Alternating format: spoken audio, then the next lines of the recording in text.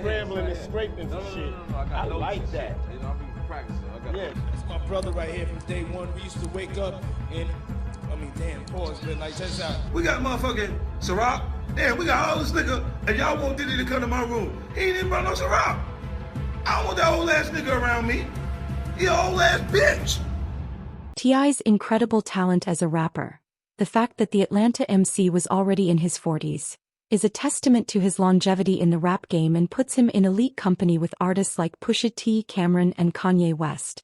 Since the release of his first album, I'm Serious, in October 2001, he has been one of the most revered rappers in the game by consistently delivering on his slogan inside the recording booth. However, throughout the course of his long career, the actor has learned some unsavory details about major players in the entertainment business, including Diddy. T.I. interprets everything that's happened recently, like Jamie Foxx being hospitalized, as Diddy's doing, and he's feeling pressured since he's been there before. Precisely what does T.I. know that connects Diddy to Jamie's hospitalization, though? What does this mean? Diddy's relationships haven't been the finest throughout the years, and it's easy to see why. Jamie Foxx is one of the few famous people who are in on Diddy's dirty little secrets.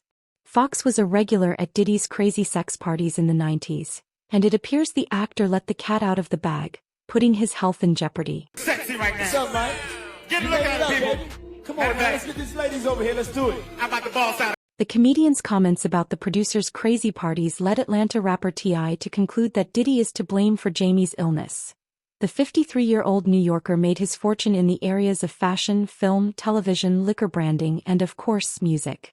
However, as documented in the documentary Can't Stop, Won't Stop, a bad boy story, his first attempt at making money fast was through drug sales while he was a student at Howard University in Washington, D.C. Back in the early 90s, I saw a lot of my friends coming around with big wads of cash, so I decided to try it out, Combs told the Post.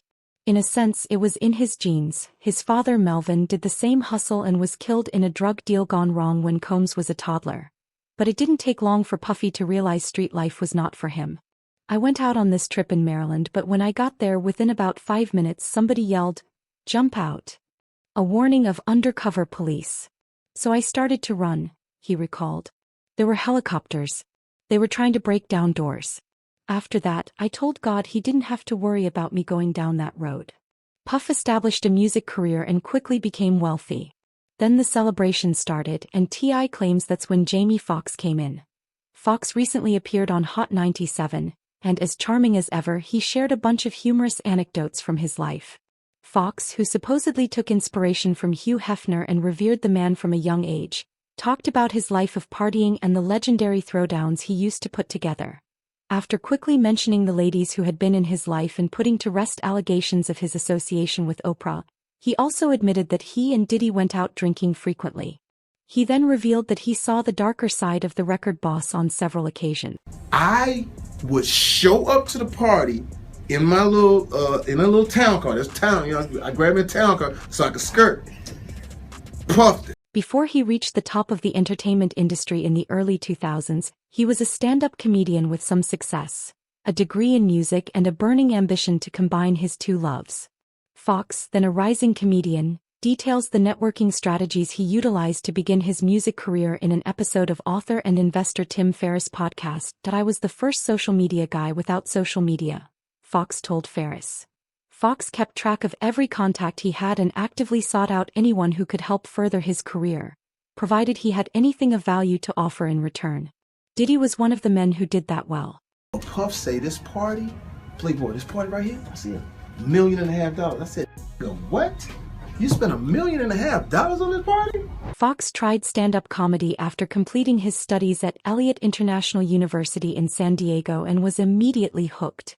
After a couple of years in the City of Angels, he joined the cast of the Emmy-winning variety show In Living Color in 1991, all the while continuing to perform on tour. Even though he was starting to gain some notoriety, he knew he was still a long way from becoming a bona fide star. So he set out to connect with influential people in Los Angeles. His comic act relied on cue cards, and at the end of each performance he would encourage the crowd to sign up for updates about upcoming specials and events by writing their names and pager numbers on the cards. After some time on the road, I had a list of about 800 people, he explained. And I said, Puff, I'll throw you a party for $400. That will. In the years that followed, Sean Puff Daddy Combs rose to prominence as a major figure in the music business. Fox claims that whenever Combs visited Los Angeles, he would lock down the city's hottest nightclubs and refuse entry to anyone who wasn't on his guest list. Kentucky Fried Chicken. I put it in a nice plate. I said I got Coca-Cola. I put it in a pitcher. We're at $208 and we are killing it right. The actor opted to include Combs in his inner circle after the release of his DPR&B record in 1994, which received minimal attention. To get into one of Combs' parties, he began following the rapper's crew around Los Angeles. Fox thought he might be useful at Combs' party by acting as a cinematographer, despite the fact that this was long before the advent of very portable cameras or camera phones. After following Combs to a club one day, he approached him at the door with a large vase camera and asked, "What's up, man? Yo Puff, can I record?" Combs recognized him as the In Living Color guy and hired him on the spot to be his personal videographer for the evening. Fox's plan was successful, and Combs kept calling him to capture other events at his gatherings. T.I. believes that he became bedridden because of what he learned, saw, and experienced during these events.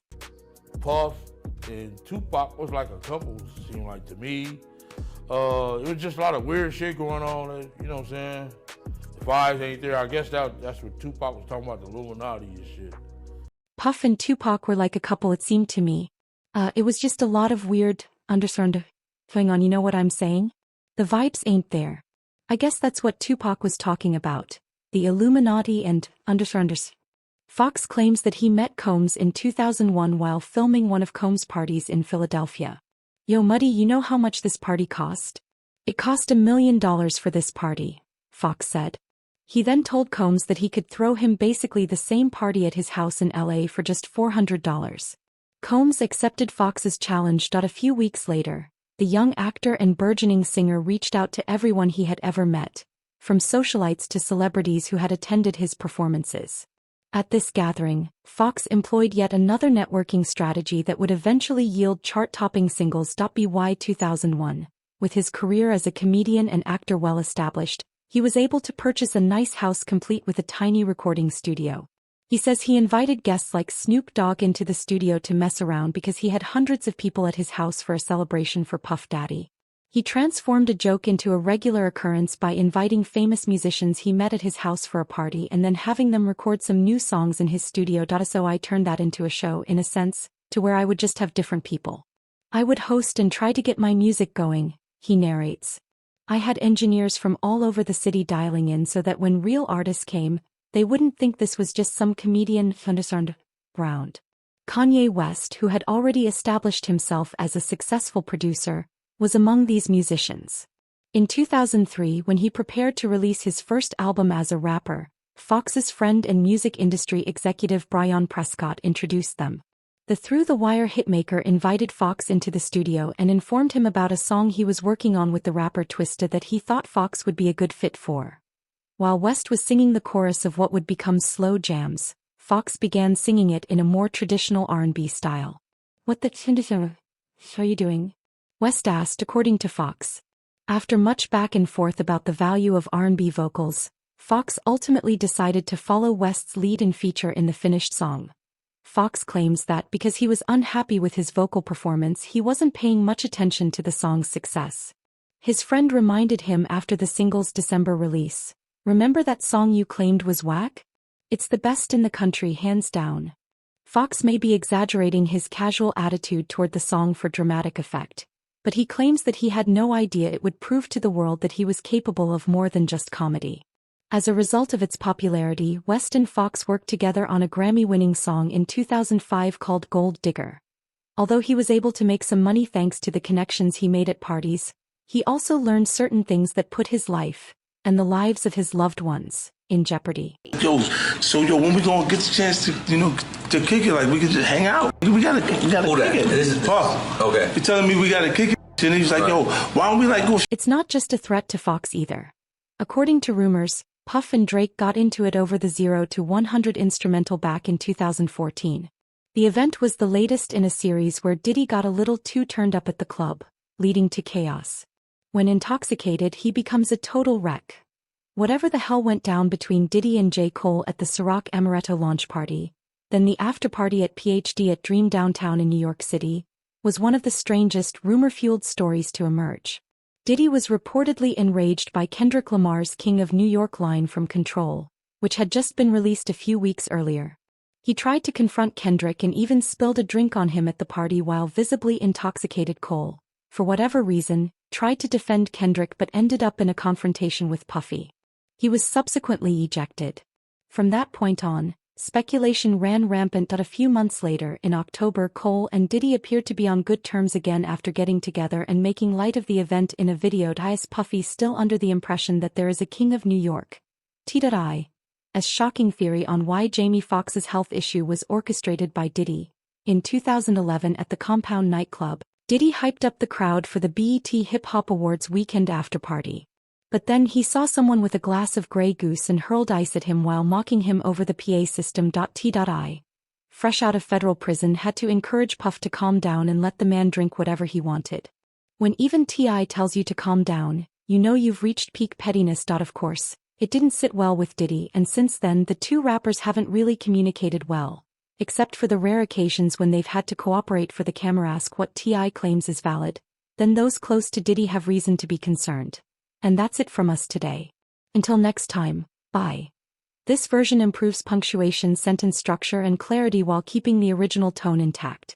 Let me know if you need further refinements. Smiling face with smiling eyes.